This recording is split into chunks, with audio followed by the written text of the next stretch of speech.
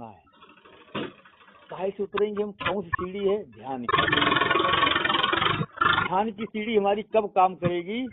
ध्यान की सीढ़ी आपकी वहीं लगती है जहां आपकी श्रद्धा होती है, जहां आपकी भावना होती है, जहां आपकी लगन होती है, आप जिस चीज की संगत करते हैं, जहां आपने अपना तन मन धन अर्पण कर रखा है, जहां की आप गुलामी करते हैं, ध्यान की सीढ़ी आपकी वहीं लगेगी। आप अनुभव करके देखना कि संसार में जिससे तुम्हारा अधिक प्रेम है ना, जिससे बिल्कुल जो तुम्हारे दिल में बसा हुआ है, तो आप कितना भी काम करते रहो इधर उधर, लेकिन एक टंकोर तुम्हारी ध्यान की सुता वहां पहुंचती रहेगी। आप हटाना भी चाहोगे तब भी आपका ध्यान वहीं पहुंचेगा, उसी के पास, जो तुम्हारा सबसे बड़ा प्रेमी होगा, जिसे तुमने दिल दे दिया। लोग कहते हैं इस दुनिया में हमने दिल दे दिया, अब ये दिल तुम्हारा हो गया है ना। तो वो इतना दिल में समा जाता है, इतना दिल में समा जाता है, वो तुम्हें भजन वजन भी नहीं करने देगा, लेकिन दिल में तो वो बैठा है प्रेमी। आप काम धंधा कर रहे हो, वो बात सब कुछ सही है, लेकिन आपका ध्यान तो वहां लगा हुआ। यही बात है। तो ध्यान की सीढ़ी आपकी कहाँ लगी हुई है? प्रेमी के पास। ध्यान की सीढ़ी तुम्हारी कहाँ लगी है? मान सम्मान में। ध्यान की सीढ़ी तुम्हारी कहाँ लगी हुई है? नातेदारी रिश्तेदारी में। ध्यान की सीढ़ी तुम्हारी कहाँ लगी है? चर्च में जाना है, बारात में जाना है, डीजे पे नाचना है, कहीं वो उसने हमको नातेदारी में इतना हमारे साथ किया, हम उतना उसके साथ करें, नहीं तो क्या कहेंगे लोग, है ना। ये सीढ़ी हमारी वहां लगी हुई है। जब तुम्हारी ध्यान की सीढ़ी वहां लगी हुई है तो परमात्मा के पास कैसे पहुंचोगे?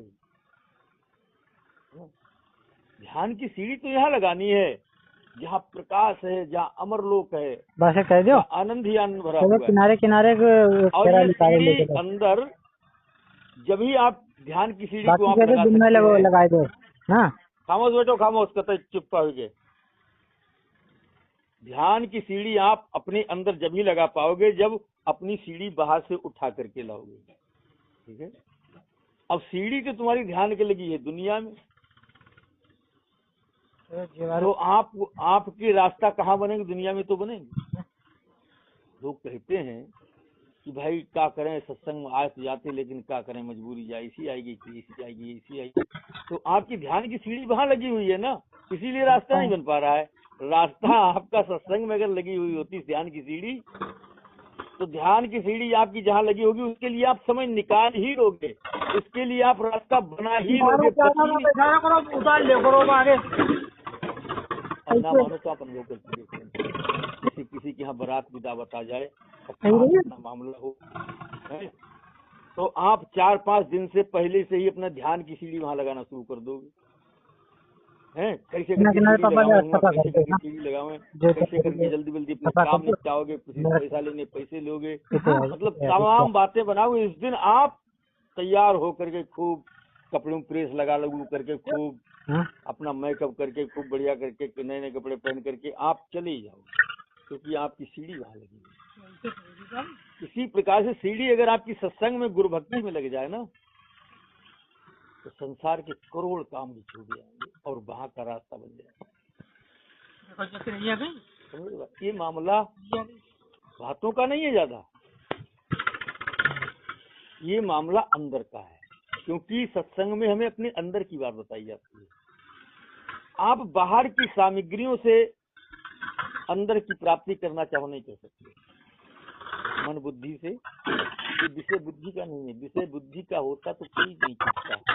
बड़े बड़े विद्वान पढ़े हुए, बड़े बड़े पढ़े लिखे पढ़े, सब पहली भगवान को प्राप्त कर ले, और अनपढ़ लोग, बगैर बुद्धिहीन लोग और बेवकूफ लोग पीछे रह जाते। लेकिन इसमें सरलता के अंदर होती है, सबसे पहले प्राप्त कर लेता है परमात्मा,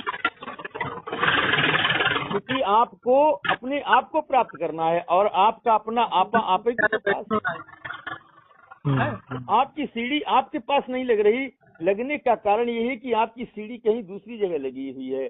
तो वहां से हटाने के लिए पहले साकार दुनिया में हटाओ। साकार दुनिया में सीढ़ी हटाने का मतलब है कि सप्तद्वीप नवखंड में गुरु से बड़ा ना, लेकिन गुरु से ही तुमने दूरी बना ली, गुरु से ही सत्संग नहीं हो रहा है, सबसे बातचीत हो रही है, दिन में 4-4, 5-5 बार दुनिया सबकी संगत हो रही, लेकिन गुरु की संगत नहीं हो रही। गुरु से ही विचार नहीं बन पा रहे हैं। तो जब सीढ़ी तुम्हारी संसार में हट करके गुरु द्वार तक नहीं आ पाई, तो फिर अंदर कैसे जा पाओगे? पहले यहाँ तो प्रण तुम्हारा पूरा होना चाहिए। जो गुरु दीक्षा ली है, आपका रास्ता पहले वो तो क्लियर होना चाहिए।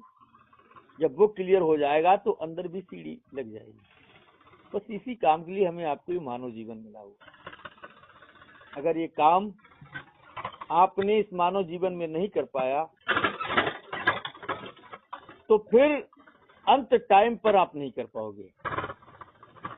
फिर ये मौका भी हमारे हाथ से निकल जाएगा, क्यों? बहुत युग बीत गए तब हमको मानव जीवन मिला है, और ये सुनहरा मौका हाथों से चला गया। तो 84 लाख दुनिया में हमें आपको बचना पड़ेगा। यहाँ का कोई नातेदार, रिश्तेदार, सगा संबंधी आपकी सहायता करने वाला नहीं, या किसी की कोई सहायता करता हो बताओ? करता है? कोई नहीं करता। सबको ये इस मंजिल पर अकेले ही उतरना पड़ता है। तो हमारे कहने का मतलब, ये समय बहुत नाजुक है, और हम रात दिन देख ही रहे हैं रोजाना कि कैसी कैसी घटनाएं घट रही हैं। कोई पता नहीं है कब किसी के वक्त साथ क्या हो जाए। इसलिए कर से कर्म करो विधनाना, मन राखो जहाँ कृपा। परम पिता परमात्मा हमारे आपके पास है, और अंदर अभी हम ये दुनिया छोड़ नहीं पा रहे हैं। तो इस दुनिया को हम जब ही छोड़ पाएंगे जब हम सत्संग करेंगे। सत्संगत मुद मंगल मूला, सब साधन सब सिद्धि फूला। सत्संग एक ऐसी गंगा है कि यहाँ से आपको अपने निज धाम के जाने के रास्ते मिल जाएंगे। सीढ़ी हम संसार से कैसे हटा करके और अपने अंदर लगाएं, ताकि हम अपने अंदर उतर जाएं, उस अमर लोक में पहुंच जाएं। ये तरीका भी आपको सत्संग से ही मिलेगा। और जो संसार की रंगत चढ़ी हुई है, ये रंगत कैसे उतरे, ये भी आपको गुरु भक्ति द्वारा ही आप उतार पाओगे। और आपने अगर गुरु भक्ति में लापरवाही की, तो आपके ऊपर रंगत जमाने की जरूर चढ़ जाएगी, वैसी आपकी बुद्धि बन जाएगी, और वही चीज आपको अच्छी लगने लगेगी। इसलिए सजग हो जाओ। ये 2 काम जरूर याद करें। प्रथम, मुझे अपनी खोज करना है। दूसरी, मुझे संसार में सजग रहना है। मेरा समय बर्बाद हो। और 2 काम मैं बहुत पहले से कहता चला आ रहा हूँ। वो 2 काम कौन से? मुझे 2 काम करने अपने जीवन में। वो 2 काम कौन से हैं? जिनसे मेरा नाता था नहीं, है नहीं, होगा नहीं, उनसे मुझे नाता तोड़ना है। जिनसे नाता मेरा था, है और रहेगा, उसी से मुझे नाता जोड़ना है। इन बातों पर खूब गहराई से विचार करें, और रोजाना अकेले में बैठकर अपने साक्षी भाव को प्रकट करें। साक्षी भाव को प्रकट करने का मतलब क्या है? कि तुम्हारे अंदर जो जानने वाला है, तुम्हारे अंदर जो देखने वाला है, उसकी निगरानी में तुम्हारे सारे कार्य होना चाहिए। मन भी उसकी निगरानी में काम करे, और अहंकार भी उसकी निगरानी में काम करे। जितनी भोग वासनाएं हैं, नातेदारी है, रिश्तेदारी है, पूजा है, पाठ है, देवी है, देवता है, धर्म है, पंथ है, मजहब है, जितने भी संसार के नियम संयम है, सब साक्षी की निगरानी में होना चाहिए। जब साक्षी की निगरानी में होंगे, तो वो गुण आपके ऊपर नहीं लगेंगे। साक्षी अलग होगा, जानने वाला अलग होगा, और जानने में जो कार्य आएगा वो अलग होगा। लेकिन हम यहाँ जो जानने माता, मानने माता, हम उसका ही रूप बन जाते हैं। ये बहुत बड़ी बात है। जैसे पति पति का रूप बन गया, पत्नी पत्नी का रूप बन गई, बेटी बेटी का रूप बन गई, बेटा बेटा का रूप बन गया। और जबकि ये हो नहीं तुम। पति पत्नी बेटा बेटी ये तुम नहीं हो। ये तो इस संसार के माया का जाल फैला हुआ है, जिन बंधनों में आप बंधे हुए हैं। हकीकत बताओ, जो बेटा के अंदर आत्मा है, वही तो पिता के अंदर है। जो पिता के अंदर आत्मा है, वही तो बेटी के अंदर है, वही तो पत्नी के अंदर है, वही तो बहन के अंदर है। प्रभु तो सबके अंदर एक ही है। जो है रूप से बैठा है, वो ना बाप है, ना बेटा है, ना पति है, ना पत्नी है, वो ना ब्राह्मण है, ना वैश्य है, ना शूद्र है, ना क्षत्रिय है। वो पैदा होने वाला मरने वाला नहीं है। लेकिन जो आपने बना रखा, ये सब उलझन है। आत्मज्ञान आपको इसी भवसागर से अलग निकाल करके अपने निज रूप में उतारता है। और ऐसा ज्ञान जो धारण कर लेता है, हकीकत में वही अपनी मानव जीवन की मंजिल को प्राप्त कर लेता है, उसका मानव जीवन सार्थक हो जाता है। इसलिए ये काम साधन ते न होई, सतगुरु कृपा पाव कोई। सबसे बड़ी चीज संसार में केवल गुरु भक्ति। आपने सरदार लोगों में देखा होगा, वो किसी देवी देवता भगवान को नहीं मानते। उनका एक ही लक्ष्य केवल गुरु द्वारा मान रखा है। उनके गुरु थे 10वीं पातशाही के, 10 गुरु थे, और 10 गुरुओं के बाद कोई ऐसा नहीं उनकी नजर में आया, तो उनकी ही वाणियों को उन्होंने ग्रंथ के रूप में रख लिया, यही हमारे गुरु हैं। उनकी वाणियों को सुनते हैं, बस वहीं मत्था टेकते हैं, ग्रंथ को ही उन्होंने गुरु मान रखा। कितनी बड़ी बात। लेकिन हमें समय के सदगुरु की जरूरत है।